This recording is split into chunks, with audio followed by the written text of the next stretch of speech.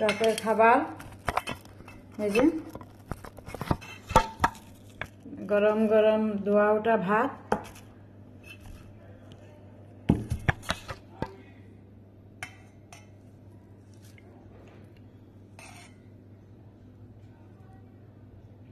পাবদা মাছ দিয়া আলু দিয়া পাতলা ঝোল। এই যে আমি আলু খুব একটা খাই না, আমার আলুর লগে বেশি ভালো লাগে না আলু খাইতে। এই যে গরম গরম ধোয়া ওঠা ভাত, পাবদা মাছ 1 পিস লইছি, আলু 2 পিস আর ঝোল।